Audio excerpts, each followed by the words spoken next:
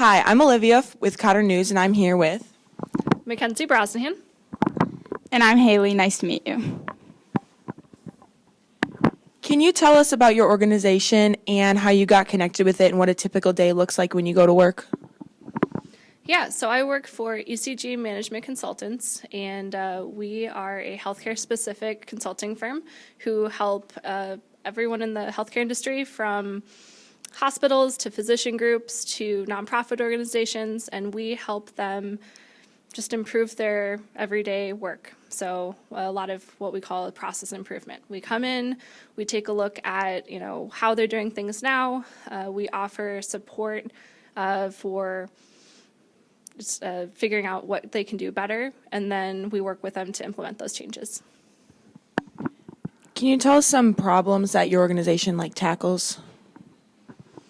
Yeah, so one example of what we help organizations with is right now we're helping an organization who has a lot of money and funding coming from COVID, but they don't have the infrastructure to manage their organization. So we're coming in to help them with the organizational structure, figure out how they manage and how they staff up their projects so that they can serve the populations they serve. How did you get interested in this field, and can you tell us a little bit about your education? Yeah, so I'll start with my education. I went to Emory University down in Atlanta, and I studied human health. So that's essentially a public health degree for undergraduates. And I was also interested in business at the same time, and so I went into consulting because I was able to marry healthcare with business. In your talk with the religion class, you talked about respite. Could you explain a little bit more about that? Yeah, so respite is a service that's provided for folks who take care of someone with a disability. Oftentimes, a family member of someone with dementia they're taking care of the person all day. And so respite provides the ability for that caretaker to go out of the house, to run errands, to do whatever they need to do for a few hours, while another qualified caretaker comes in to watch their family member. And then could you tell me a couple passions about your job, like what do you like about it, and then in contrast, some challenges that you face? Yeah, so why I guess I'm passionate about what I do is because I truly get to help people every day. And the cool thing about my job is it's not necessarily at a patient-to-patient level or an individual person level, but I get to help an entire healthcare organization or physician practice, and that not only helps those doctors, but it helps all of the patients that they see for their community. Some of the challenges I would say are when I maybe don't understand all of what's going on in the organization, and so that includes that forces me to have a lot of interviews and discussions to figure out what they're actually doing. And then sometimes people don't want help, and so that can obviously be a challenge. So, the leadership of an organization can be on board, but the staff members are not. And so that's where, relationship building is really important, to let them, trust that we're there to help them out and work together to figure out what is the best solution for not only their organization, but that individual as well. With your current organization, you said that you're working with a nonprofit in Seattle with the Latino population. Can you tell me about what's going on there, what you're doing with them, and hoping to improve?